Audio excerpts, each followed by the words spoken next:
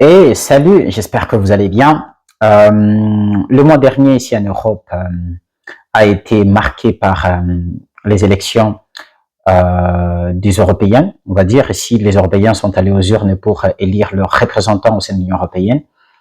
Et il y a eu beaucoup de bruit, notamment à cause de la montée spectaculaire de l'extrême droite.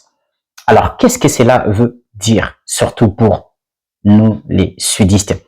C'est ce qu'on va voir dans cette émission. Allez, on y va.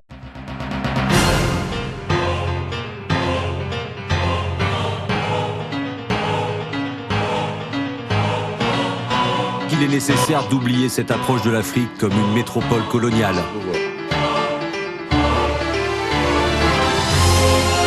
Actuellement, nous sommes là pour parler de l'avenir de nos peuples. Ceux qui n'aiment pas le danger, il faut qu'ils choisissent une autre activité. Salut, moi c'est Jonas Mayala et j'ai encore le réel plaisir de venir aujourd'hui auprès de vous. Ça fait quelques mois, on ne s'est pas vu. Je n'ai pas fait d'émission depuis deux mois et demi. J'étais beaucoup pris dans mes études et un autre projet sur lequel je travaillais. C'est pour ça que j'ai pas fait d'émission depuis ce temps-là. Alors, je suis vraiment très heureux de revenir en force auprès de vous pour avoir encore des sujets sur lesquels on peut discuter, toujours gardant la même logique. La Géo des Suds, c'est une chaîne qui est là pour éveiller les mémoires, éveiller la conscience des sudistes, pour leur montrer qu'il y a d'autres pistes qui les attendent pour développer la mentalité sudiste et tout simplement les Suds. Alors, dans cette émission, j'aimerais qu'on s'entretienne un petit peu sur ce qui s'est passé le mois dernier ici en Europe. Ça veut dire que, voilà, on a vu les Européens aller voter, élire leurs représentants au sein de l'Union européenne, c'est-à-dire les députés européens. Et il y a eu beaucoup de bruit à cause de la montée spectaculaire de l'extrême droite au pouvoir. Et ça continue à se faire voir dans plusieurs pays, notamment la Belgique, l'Allemagne, la France, l'Espagne, le Portugal. C'est un peu une tendance générale et on se demande qu'est-ce que cela veut tout simplement dire. Et cela a poussé même à certaines autorités à démissionner. Le Premier ministre belge, il a présenté sa démission, il a démissionné, donc tout le gouvernement est parti. Le président de la République française, donc Emmanuel Macron, a dissous l'Assemblée nationale et a invité les Français à retourner aux urnes. C'est ce qui s'est passé il y a 2 semaines. Mais la peur est toujours là, elle est présente. On constate avec beaucoup de regrets, beaucoup d'amertume pour certains. D'ailleurs, on va le voir pourquoi il y a beaucoup de regrets, la montée spectaculaire de l'extrême droite. Qu'est-ce que cela représente pour nous? Alors, je vais parler du point de vue des sudistes, mais aussi de ces Européens qui se plaignent, qui disent pourquoi ces gens-là, ils montent en flèche au pouvoir. Faut savoir que l'extrême droite, c'est tout simplement un regroupement politique et des gens qui défendent une idéologie selon laquelle, bon, leur mouvement, leur idéologie est basée sur 3 axes. Le premier axe, c'est tout simplement le rejet de l'immigration.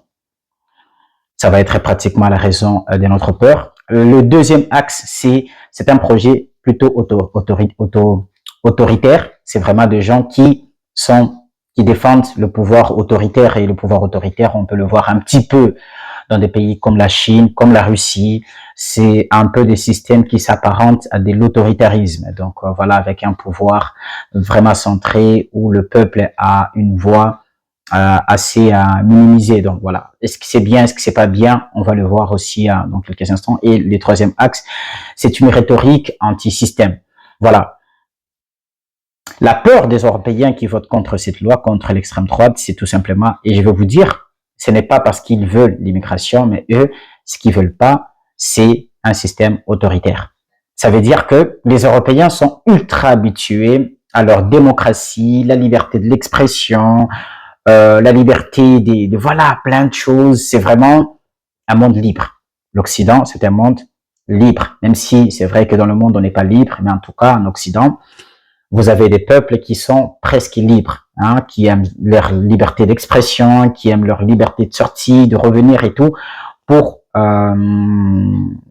dominer sur le peuple européen, il faut aller réfléchir dans le système entrepreneurial ou d'entreprise, de société, tout. Voilà, la politique, il faut plein de choses, mais en tout cas, ils aiment leur liberté et ils veulent pas d'un système autoritaire.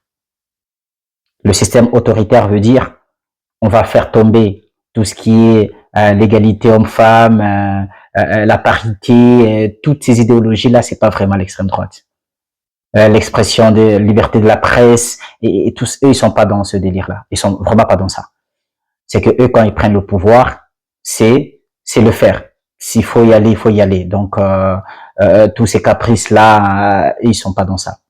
C'est pour ça que d'autres Européens pleurent. Il y a eu beaucoup de marches sur les territoires européens, notamment en Allemagne, en France, je crois un petit peu en Belgique aussi, et dans d'autres pays. Il y a eu beaucoup de marches pour contester leur montée en puissance. Mais malgré ça, on voit qu'ils menacent de plus près de prendre le pouvoir. Ils ont beaucoup de sièges.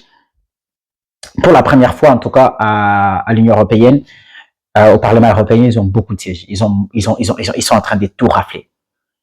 Et nous, les sudistes, la peur, c'est qu'ils rejettent le projet de l'immigration. Ils sont contre l'immigration. Ils sont contre des va-et-vient, les Africains qui arrivent, les Américains, les trucs. Eux, ils sont vraiment pas dans ce délire-là. Eux, ils prennent le pouvoir, ils ferment les cadenas, donc tout ce qui est immigration, machin, ailleurs et tout. Donc voilà, ils sont un peu dans ce délire-là. Et c'est ça qui fait que nous, sudistes, nous nous disons, ouais, ben non, on va faire comment maintenant? Parce que il y a des projets qu'ils ont présentés d'ailleurs en Allemagne. Si vous vous renseignez un petit peu, ils ont présenté un projet comme quoi qui vont retirer même la nationalité à certains Allemands. Ils iront jusque là, ça c'est sûr. Hein. Ils iront jusque là. Et c'est pas possible, c'est possible, c'est possible. En Belgique, on a retiré la nationalité à certains Palestiniens. Donc, c'est possible de retirer la nationalité. Donc, ils ont dit, ils ont fait, quand on a fait des études, on a compris qu'ils seraient capables de retirer la nationalité à au moins 2 millions d'Allemands. 2 millions d'Allemands, c'est pas moindre. Ça veut dire que ce sont des Allemands naturalisés, des gens, des migrants qui ont pris la nationalité allemande et tout, voilà. Donc, eux, ils ont dit qu'ils allaient retirer la nationalité à tous ces gens-là. Enfin, pas à tout le monde, pas à tous les migrants, mais il y a des critères selon lesquels ils vont le faire. Ça fait peur. Donc, l'immigration, c'est vraiment pas leur délire. Et nous, en tant qu'immigrants, ça va être très, très compliqué. Ça va être très compliqué. Ils vont verrouiller un petit peu partout. Même les migrants, les enfants issus de l'immigration pourront être menacés. Ça, c'est sûr. Pourront être menacés. Ça veut dire que certains peuvent même perdre la nationalité ou ils seront vraiment poursuivis dans le système pour être bâclés parce que eux, ils sont pour la réappropriation du continent européen. Ça veut dire qu'ils veulent rendre l'Europe aux Européens de souche. Ça, c'est important qu'il faut retenir. Alors, est-ce que c'est un bon système pour nous? Ça l'est pas, ça l'est. Il y a du bon, il y a du mauvais. Je peux pas dire que c'est vraiment le pire de système et tout. Non, je suis vraiment pas dans cette analyse, moi. Moi, je ne suis pas dans cette analyse. Il n'y a pas ce qui est tout blanc et ce qui est tout noir. Dans tout, il y a des choses qui sont positives, il y a des choses qui sont négatives. Et d'ailleurs, pour eux, ils sont dans le système beaucoup plus conservateur. C'est vraiment des conservateurs. Alors, qu'est-ce que cela représente pour nous, les migrants? Pour nous, les migrants, c'est une catastrophe. D'une certaine façon, on va le dire comme ça. C'est une catastrophe parce que voilà, s'ils prennent le pouvoir, allez, ils ferment tout, les frontières, machin, tout ce qui vient par bateau là-bas, puis ils donnent pas l'asile aux gens et tout, ils compliquent tout. Ils compliquent tout, ils mettent à la porte tous ceux qui sont ici, qui sont sans papier, ils vont vraiment faire la purge. Mais ce qui est important dans cette analyse en tant que géo des Suds, c'est d'éveiller les consciences. C'est vrai, en France, ils étaient à 2 doigts de prendre le pouvoir, le Parlement. Au premier tour, ils avaient la majorité. Au second tour, il leur a fallu peu pour qu'ils aient la majorité absolue. Et vous savez ce que ça veut dire? S'ils avaient la majorité absolue, donc au deuxième tour, ils étaient majoritaires, ils auraient la primature, ils auraient le Premier ministre, ils vont vraiment beaucoup négocier, ils vont fonder le Parlement. Et ce qui est sûr, c'est que dans les années qui viennent, il y a de risques qu'ils prennent le pouvoir. Les années sudistes, nous devons nous mettre dans l'esprit une chose. Aujourd'hui, on nous présente beaucoup de combats. Il y a l'un des combats qui concentre tout le monde ou le monde entier, c'est les combats contre le climat. La protection du climat, la protection de la nature, de l'environnement, ça c'est important, c'est même urgent. C'est urgent, on en parle partout. Il y a le combat contre des maladies, c'est sur le plan sanitaire. Donc, il faut vraiment unir les forces pour combattre des maladies, des épidémies, des pandémies, voilà. Il y a des combats contre la guerre. Il faut vraiment s'unir pour éviter qu'il y ait des pays qui envahissent d'autres pays, tout ça. On nous parle de ça. Il y a beaucoup de combats. Mais ce qu'on ignore, nos sudistes, c'est qu'il y a un combat important. Un combat sur lequel on fait pas trop attention. Un combat qui se révèle dans les élections. Un combat qui ne dit pas ce mot. Il y a peu d'émissions sur les télévisions européennes qui nous présentent ce combat-là, de manière visible, de manière palpable. C'est ces combats où les Européens cherchent à se réapproprier leur continent. C'est une urgence pour eux. Est-ce que c'est mauvais? Ce n'est pas mauvais. Le monde entier, tout le peuple du monde entier réfléchissent sur ce point-là de la même façon. Les Européens, beaucoup d'Européens de souche le prennent avec beaucoup de mépris. Ils comprennent pas à quel point et à quelle vitesse leur continent est en train de tomber entre les mains d'autres peuples. Il y a des enjeux démographiques, économiques qui commencent à se tracer, à s'expliquer. Les Européens ne peuvent pas accepter de commettre l'erreur qu'ont commise d'autres peuples. Il faut savoir que quand les Européens avaient le pouvoir et qu'ils sont allés à la conquête du monde, dans l'optique de la colonisation, d'abord l'esclavagisme et plus tard la colonisation, c'est là où ils se sont installés, ils ont pris le pouvoir, ils ont dominé le peuple autochtone. Aujourd'hui, nous avons certains pays qui subissent encore cela, mais peut-être aujourd'hui en mieux. On a essayé un peu de changer les choses, de corriger les choses. Vous allez prendre des pays comme les États-Unis.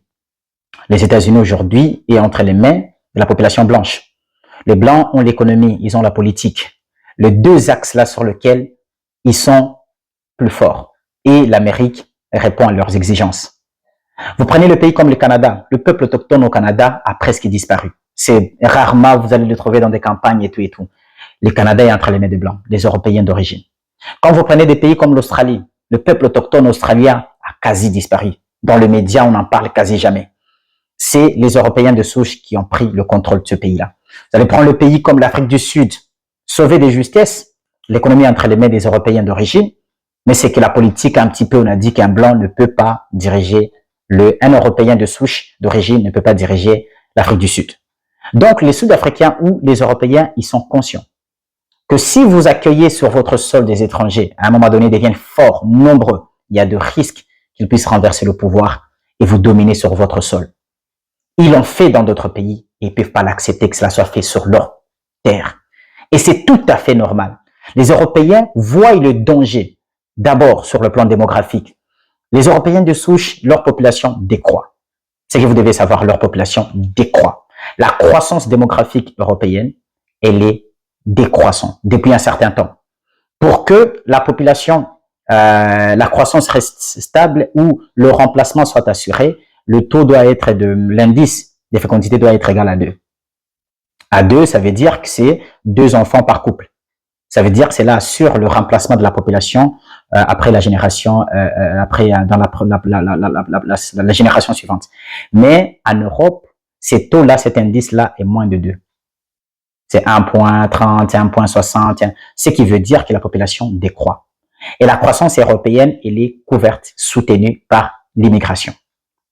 Donc, la population européenne de souche décroît. Ils n'ont pas beaucoup d'enfants. Mais quand les populations étrangères viennent s'installer en Europe, viennent avec leurs habitudes, avec leur culture, parmi les valeurs culturelles d'autres peuples, c'est avoir plus d'enfants. Ils ont beaucoup d'enfants. Et ces enfants commencent à peupler les sols européens. Ça, les Européens de souche voient en ça un danger potentiel et qu'il faut répondre à ces dangers-là. Leur plus grand combat, on peut se mentir sur le climat, les dérèglements climatiques, c'est très faux. La priorité du continent européen, c'est se réapproprier le sol européen. C'est de faire en sorte que l'Europe appartienne aux Européens. Si les Européens de souche sont chassés en Afrique du Sud ou en Australie, aux États-Unis, au Canada, l'Europe reste leur terre natale, leur terre des ancêtres. C'est la terre des ancêtres. Il y a des Européens qui sont aux États-Unis. Il y a des Européens qui sont dans d'autres coins, soutiennent l'idée selon laquelle il faut remettre l'Europe entre les mains des Européens. Mais c'est vrai que l'extrême droite a un projet, un axe que beaucoup d'Européens n'apprécient pas, c'est l'axe sur un projet autoritaire. Ça, beaucoup d'Européens ne sont pas d'accord. Mais on voit la volonté des Européens de se réapproprier leur continent. C'est mal, c'est pas mal, c'est pas mal du tout. Moi, je peux pas dire que c'est mal. C'est tout à fait normal. C'est un sentiment tout à fait normal, naturel et humain de vouloir être maître chez soi. Et c'est ici un message fort pour les sudistes, de comprendre que construire chez soi demeure une priorité. La vraie paix, c'est celle qui est bâtie sur son sol. La vraie sécurité, c'est celle qui est bâtie sur son propre sol. Si nous restons à être dans des luttes ridicules que je considère parfois, à lutter sur l'égalité de genre, l'égalité de peuple, sur j'ai autre. Il faut arrêter avec ça. Il faut arrêter avec ça, il faut arrêter avec ça, c'est bien clair. La véritable lutte que nous devons avoir, c'est rendre habitable, viable notre terre, la terre de nos ancêtres.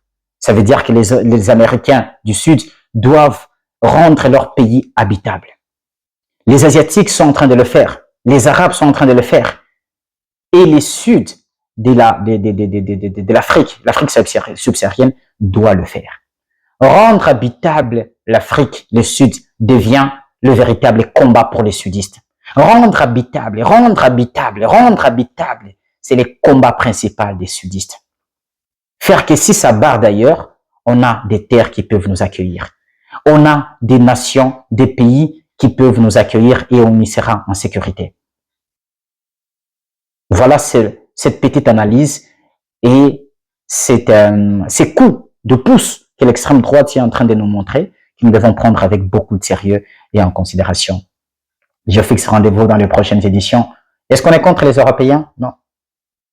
Ici, on veut réveiller toute la conscience des sudistes.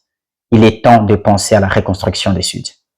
Il est temps à reconstruire les sudistes, la mentalité sudiste, prendre conscience qu'on a de la valeur et qu'on peut vivre en paix avec notre terre et pas la diaboliser tout le temps. À très bientôt.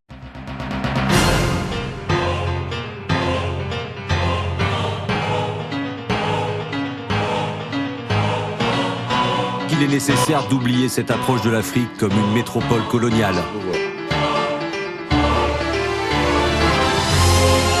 Actuellement, nous sommes là pour parler de l'avenir de nos peuples.